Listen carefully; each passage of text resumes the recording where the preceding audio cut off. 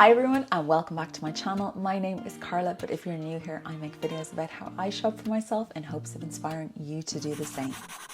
By showing for myself, I transformed my entire life, overhauled my career, changed my mental health and lost 180 pounds. And I share all of that kind of thing here on the internet. So if that is something that you are interested in, please make sure you hit that subscribe button and turn on the notifications so you never miss a video from me. You can also follow me over on Instagram as well and on TikTok. And in today's video, I'm going to be answering questions that you guys put on my Instagram.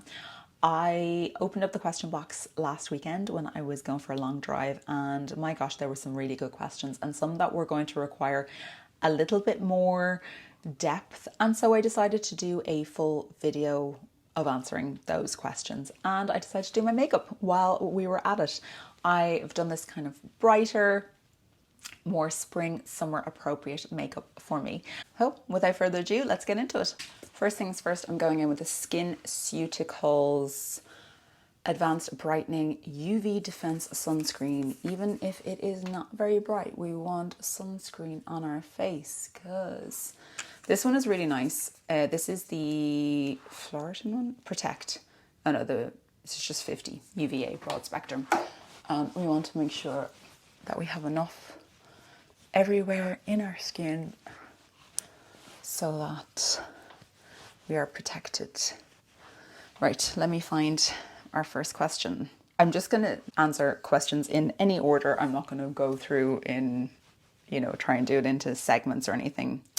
How did I finally stick to a healthy diet and portion control? I always go back. The first thing that I did, I found it easier to stick to a diet 100%. I found it easier to just go for it full whack as opposed to like dipping in and out. I found that easier. I'm next going in with the Hollywood Flawless Filter by Charlotte Tilbury in shade 2 Fair. And I'm going to put this on the highlights of my face where the sun would hit. I found it easier to stick to a diet 100%. I found it easier than like picking and choosing.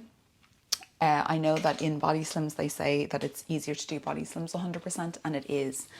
And with that then I was counting calories, and I think when you're counting calories as opposed to just portion control, I found that easier because I would know, so I'd be weighing everything. And yes, it can be a bit of a faff, but so is being overweight, and learning to really be honest with myself and not be kind of, second guessing myself or faking, like being like, oh no, this isn't really, a full portion when you know damn right that it is. So that would be what I would do at home, is like really keep it to portion control. For things like snacks or anything that was a trigger food, with trigger food, I got rid of them. My biggest trigger was tortilla chips. Absolutely my biggest, and specifically salted tortilla chips, and specifically Doritos salted tortilla chips. And I could not have them in the house. If I had them in the house, I would eat every single, I would eat it all. I'm going, my foundation today is the AU Fresh Skin Foundation in shade 1.25, and I'm going to use the AU brush for this, and you need a small amount of this because a little goes a long way. For snacks and things like that, for tortilla chips or anything that was a trigger food, I removed it until I was much further down my journey, until I felt much more in control, that I felt like this was just second nature to me. And then what I started to do is reintroduce things into smaller portions, so pre-packaged portions. So for tortilla chips, I would buy little bags of tortilla chips. They don't do them anymore, but it was in the gluten-free section in Lidl. I used to buy those ones and I would have them. And then I realized they kind of just didn't, I didn't really get anything from them anymore. It wasn't really a thing for me.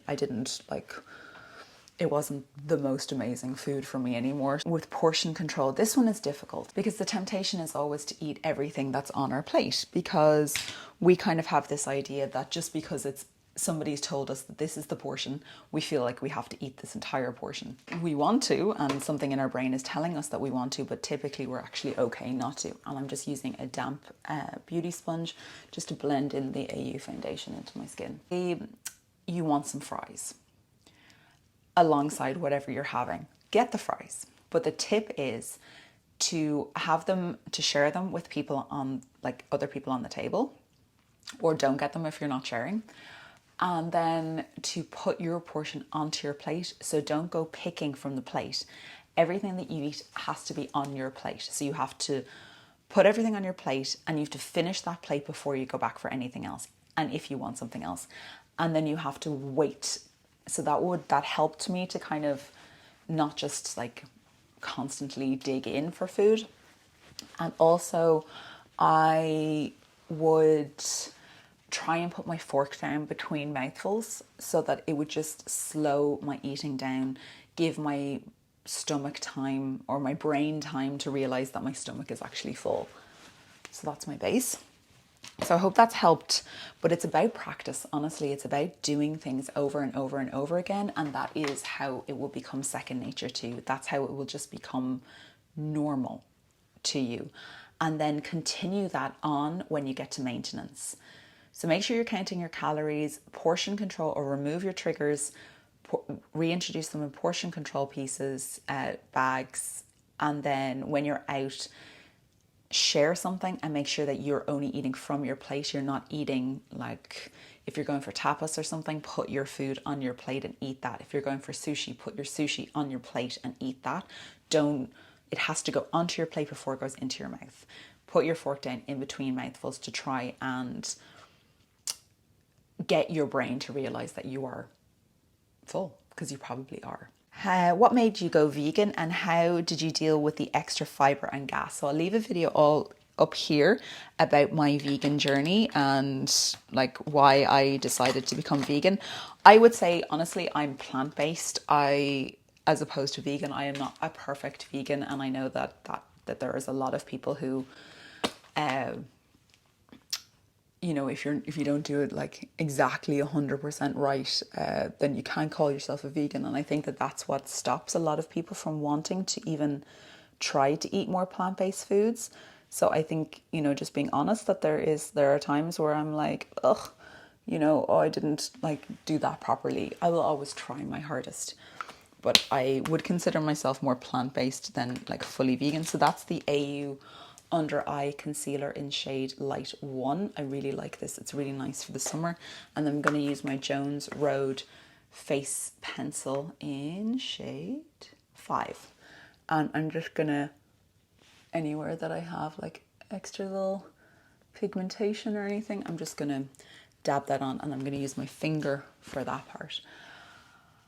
And how did I deal with the extra gas? I think your body just gets used to it after a while. It definitely at the start with a lot more fibrous food, it was hard, especially with salads and things like that, because they can run through your system pretty damn quickly, and that can be challenging. But your body will get used to it after a while. It's worth sticking with it. I think if anybody wants to become eat more plant-based food, just remember you don't have to be perfect. It's trying your hardest and finding ways to make it, work for you. That's what's really that's the better. It's better to try and get it, 95% or even 50%. It's better for the environment, it's better for the animals, obviously. But it does have a benefit to even trying something, I know there are people who eat a steak once a month. That's not my choice, that's not what I would do, but I'm not judging somebody for that. And I think that if a lot of content creators like myself are afraid to mention that they eat, like I don't eat any meat whatsoever, I don't eat any kind of flesh. There is occasions where I might have like a slice of cake or something like that, and like these are like, this is, you try, and nobody's perfect. But I think that rationale that, I can imagine the comments is going to be full of people being like, you're not a real vegan. And it's like, okay, well, if that's what you feel, that's what you feel. That's okay. I would rather eat 99.9% plant-based, and that's what matters, I think. For me, it's vegan for the animals. That is my, sorry, that was just the base primer by, that's just the one from, I learned this tip now to set my under eye concealer from the beautiful Makeup by Asta. I'm going to take my Airbrush Flawless Setting Spray with the brush that I put on. This is a blank canvas F41 brush, which is my favorite concealer brush. And instead of setting with powder, I'm going to set my under eyes this way. So I'm just like working that in, and that's going to set it. And I found that by doing this, it doesn't cake as much, and it kind of gives a fresher, more youthful look. Like, it's not as, you know, sometimes when you use a lot of powder, your eyes can kind of get dried in. So we don't want that. Okay, next question. I've lost all my motivation and gained my weight back. I've hurt my foot. How do I get my motivation back? I'm going to leave a link to my series on motivation up here, but the most important thing to remember is that it doesn't go motivation, action, results, motivation, action, results. There's a step beforehand, and the step is to switch it, and that it's action first. Action, and doing that action consistently leads to results, which leads to motivation. So actually motivation is coming at the end of the cycle, not at the start. And that's something that I thought my whole life, is that I was like, I'm not motivated. But you will be motivated by your own results. And when you start to see those results happen. And in doing so, we need to take an action. And the action could be joining Body Slims. The action could be going out for a walk. The action could be just going for your 4, like, I find the principles of a reset. This is something I talk about all the time that helps me anytime I lose my way a little bit or I feel a little bit wayward.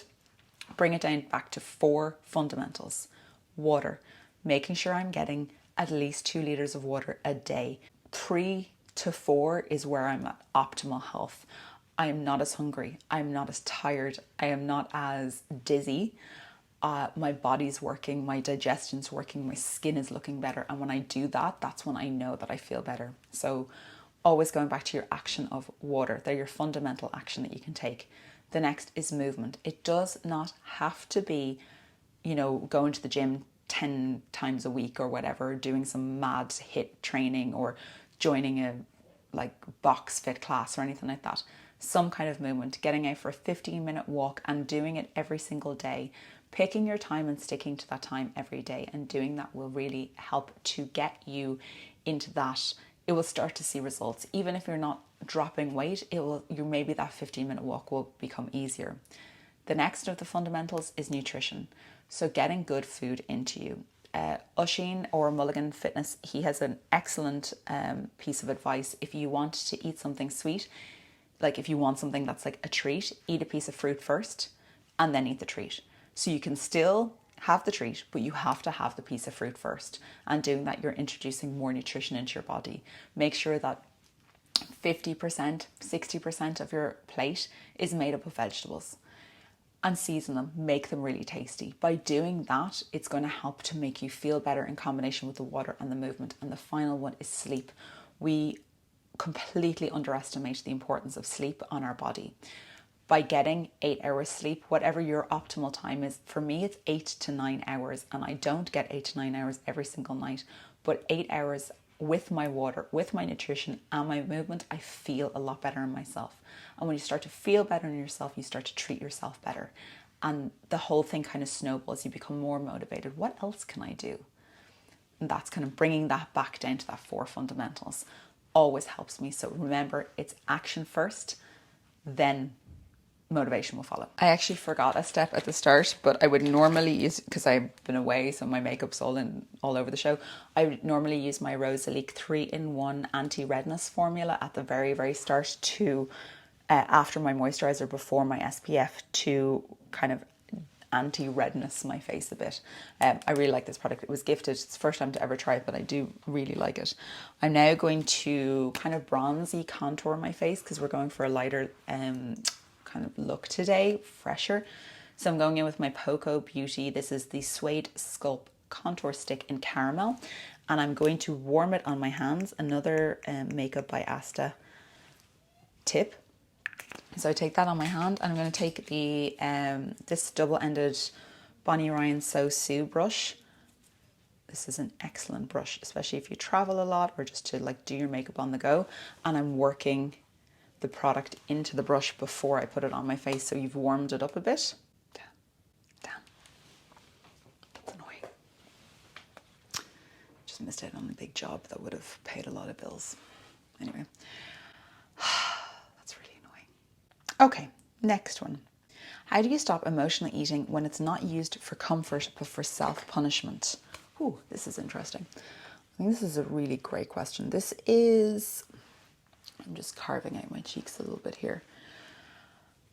I think that it is quite similar. It is creating an emotion. It is changing an emotional state. When we are comfort eating, we are changing our emotion. We're looking to change how we're feeling about ourselves. We're changing the state that we feel. When we are punishing with food, we're doing a similar thing. But instead of the comfort, we're seeking that kind of self-sabotage behavior. I would imagine, this is my hypothesis. And I have done that many times before. That would have been a big one for me as well. Of instead of just comfort eating, it would have been a self-sabotage. And I think the self-sabotage cycle, I think it's important to always go back to why. Why are we doing this to ourselves? What is it that we are doing to ourselves? And when you're looking for comfort, you're seeking reassurance, validation, literally comfort. When we are punishing ourselves, it's because of something probably we're telling ourselves. And that you're not worth it, I would imagine. That, it doesn't matter, and shoving food down yourselves is a form of self-harm. And it's a very similar process. And so I would say that the ways to cope with that are quite similar in terms of the 20 rule, or, like taking a breath for 20 seconds and that kind of thing. I'm using Peaches by AU Beauty as my blush. And I'm going to apply it on kind of the apples and up. I'm going to start a bit up. When we are punishing ourselves, it's a form of self-harm. And what we need is some radical self-compassion, some understanding, some kindness. I'm going to link to Dr. Kristen Neff in the notes. Sorry, I'm totally distracted now by not getting that job. That's really annoying. Oh, damn. I wonder what the different direction is. I would have loved that job. Probably somebody doing it for a lot cheaper. But I have to value myself. So this is me literally live dealing with rejection. So my previous way would have been to eat, to comfort eat, but I am going to, so that's annoying and it's not about me. And yeah, anyway, radical self-compassion is what we need in this point, is to be kind and compassionate to ourselves as opposed to punishing ourselves. And when you're punishing yourself with food, it's just another form of self-harm. And so we need to find a way to comfort ourselves and to be compassionate to ourselves and to be that adult to ourselves. I think it's, the 20 tool of waiting 20 seconds, then waiting a minute, then waiting 5 minutes and increasing that time. Making sure that you're grounded, bringing yourself back into your prefrontal cortex so that you can allow the adult brain to take over and say, okay, what do we need here? What is it that I need? If I'm punishing myself, is it a cry for attention? Is it that I need attention? Attention is okay. We need attention as human beings. There's no shame in needing attention. We are social beings. What is it that I'm missing in my life? What is it that I am telling myself when I am doing this to myself? That's what we need to figure out. What is it that we are saying about ourselves when we are comfort eating, when we are punishing ourselves? What are we telling ourselves? Next, I'm going in with the Brow Blade by Brow Aid in shade 5. I think it's shade 5. Yeah, deep dark neutral. Do I ever go to the beach? If so, bikinis or bathing suits? I have not been to the beach since I lost weight, mainly because, I have been to the beach, but Ireland is not really beach appropriate many weeks of the year, and so I haven't had much opportunity, and I haven't gone away on a sun holiday yet since losing weight, unfortunately. Well, that won't be changing this year. So if I'm going, I would be wearing a bathing suit. I have gone like to pools and things like that and spas. I would be a bathing suit kind of girl. All of my loose skin, sometimes I wouldn't mind wearing like a high-rise bikini bottom, but I wouldn't be wearing like as in like high-waisted, but I wouldn't be wearing any kind of like like low-rise things or anything like that. That's definitely not on the cards for me until I have skin removal surgery in a couple of years. My goal is to be on a beach in a bikini for my 40th, if I can afford to. That is the goal. That is the desire, the want. But I still have to afford that because surgery is really expensive. Can I still lose weight while I am taking antidepressants? It's always really important to speak to whoever is prescribing those antidepressants for you to make sure that, there's no counter effect of losing weight or, reducing calories when you are taking an antidepressant. But I don't see why you couldn't, because I did. I lost my postpartum 40 pounds while on antidepressants, and I'm still on antidepressants to this day. How did you overcome fear when you were changing your whole life? I talked about it. I think the fear hit me first before I changed my life, because the fear was that I realised I had no idea who I was. I'm going with a NYX Lift and Snatch pen just to add a couple more little hair strokes where I have none. I think I was very much so in fear first. That was when I didn't know anything about myself. So the first thing that I changed was I spoke. How did I deal with it? I spoke to people about it. So I spoke to those who I loved first. So I spoke to Vincent and my sister about it a lot. Like a lot. We spoke all the time. I had many, many conversations with Vincent about just like who I was and, having people help me to understand, the fundamentals of who I was, because it was my realization first that triggered my weight loss. And so I felt like my whole world was jolted and I didn't know who I was because I didn't. Brow Age, the Brow Hero in shade 3. And I had to learn who I was. And so there was not an opportunity for me to not know to not be in fear. Like, I didn't decide to change and then it become a fear. The fear hit and then I had to deal with it. And so dealing with it was with talking to Vincent, talking to my sister, and then eventually a therapist. Okay, so there are a lot of questions about two similar topics and I want to address them now. And I want to address them in a video because I think it's important. I'm going in now with my eyeshadow. This is requested by somebody who's asking me what eyeshadow I wear a lot, and this is the Gen C Reef Mixed Media Matte Shadow, and it's excellent, especially for those of you like myself who have greasy lids.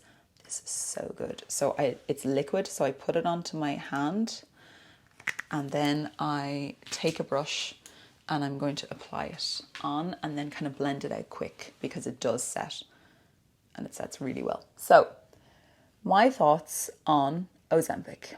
This is my number one question recently, is what are my thoughts on Ozempic? And my thoughts on Ozempic are similar to my thoughts on weight loss surgery. So I've just blended that out. Can you see them? I might actually zoom you in. So you can see, hello. So you can see a bit more. And I'm not taking this under, I'm just keeping it on the top and I'm blending it out. Every single weight loss, the majority of weight loss methodologies have their limitations and their benefits. That no weight loss method is an easy way out. That Ozempic has helped people And weight loss surgery has helped people, and Slimming World and Weight Watchers and Unislim and Body Slims and every other weight loss method, and I'm not putting Body Slims in with those other ones, but just to let you know, every one of them has a benefit and every one of them can help people to lose weight. However, that is the method of losing weight. So whether it's calorie deficit, whether it is taking a pill, whether it is an injection, whatever it is, that is the methodology of losing weight. However, if you do not deal with the reason that you were overweight in the first place, and you do not deal with the habits and actions that got you to being overweight, when that intervention, when that method is removed, when you stop Ozempic, when you're a few years after your surgery, when you're no longer counting your calories, when you're no longer checking in with whatever program or counting your sins or whatever it is that you're doing, and you don't address that reason because you just went with the methodology, you didn't do any of the head work, that's when regain is inevitable. That is why I believe the odds of somebody like myself personally being able to lose the amount of weight that I did and maintain that weight loss were stacked against me. And the reason that I have been able to lose weight and to keep it off is because I addressed the reasons as to why I was overweight, and I worked on dismantling the habits and behaviours that got me to being overweight.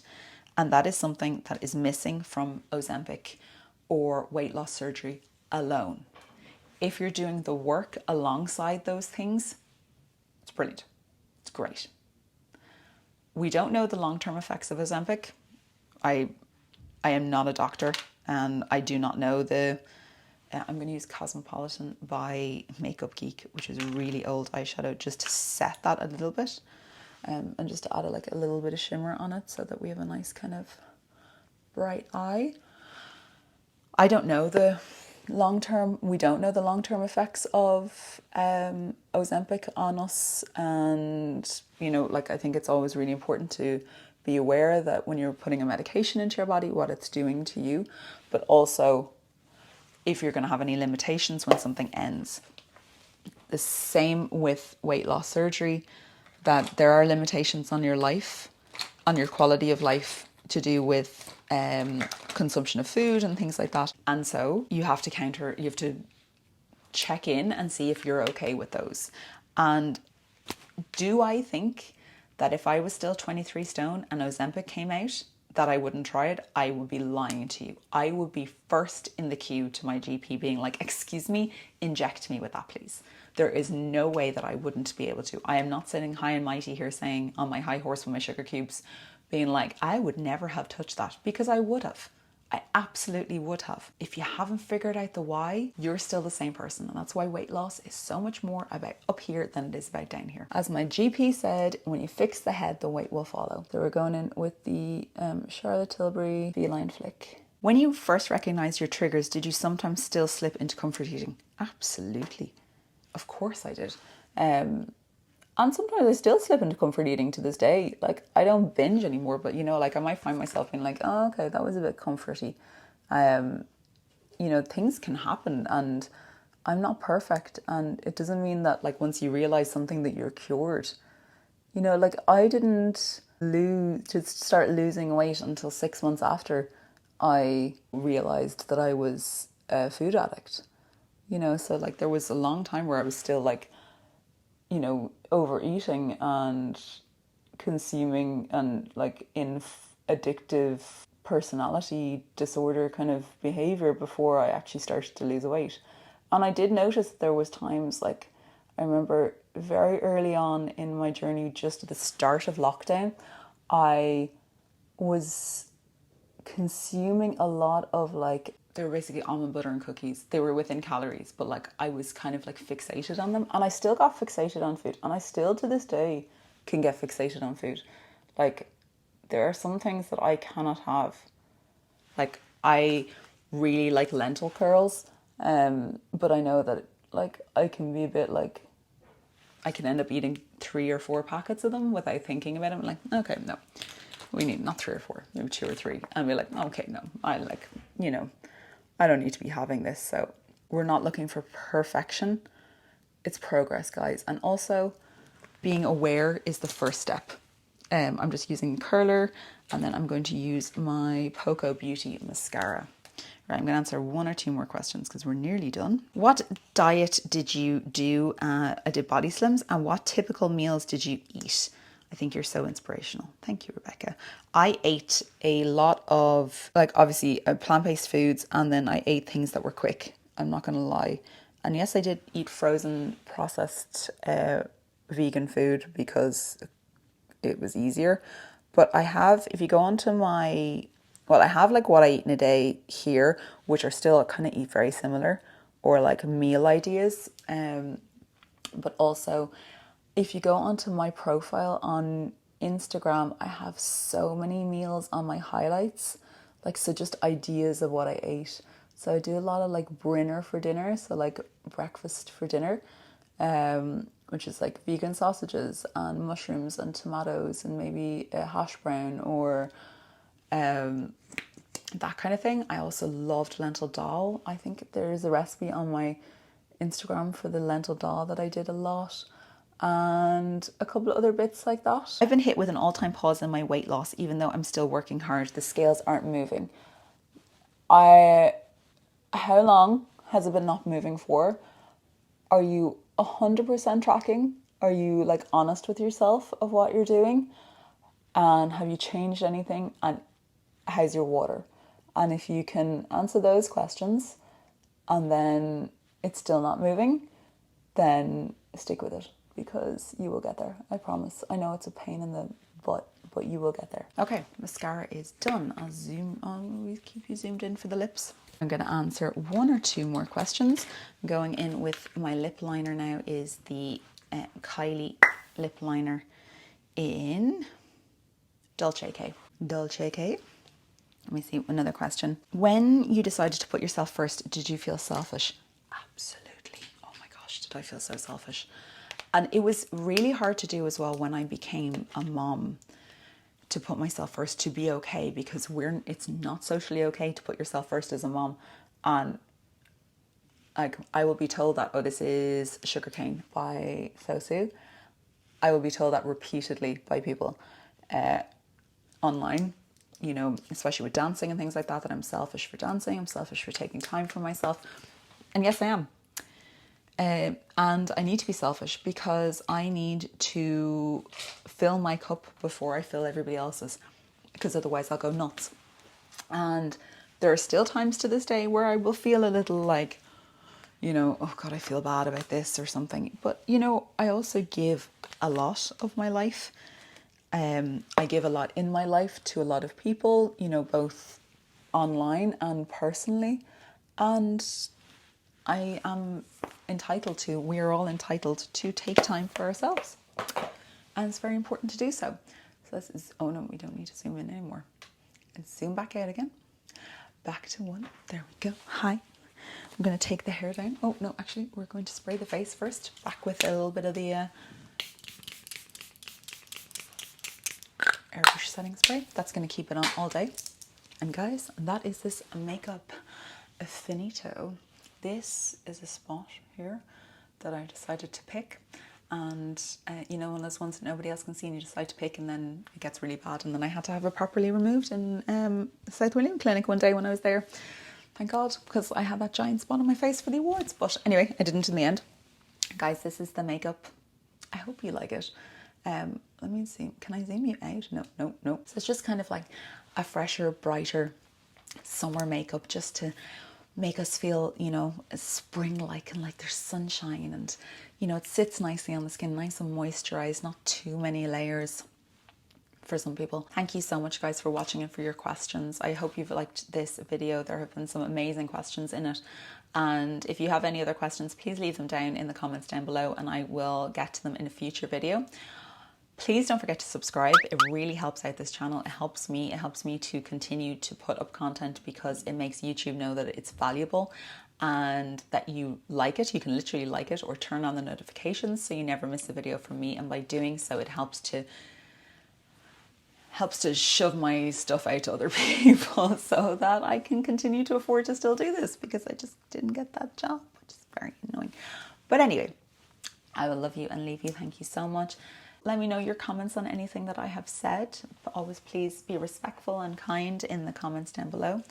And what kind of emoji will we do today, guys? We do lipstick emoji, because we're doing our makeup. Leave me a lipstick emoji. I love you and leave you. Thank you so much for watching, and please don't forget to show up for yourselves. Bye, guys.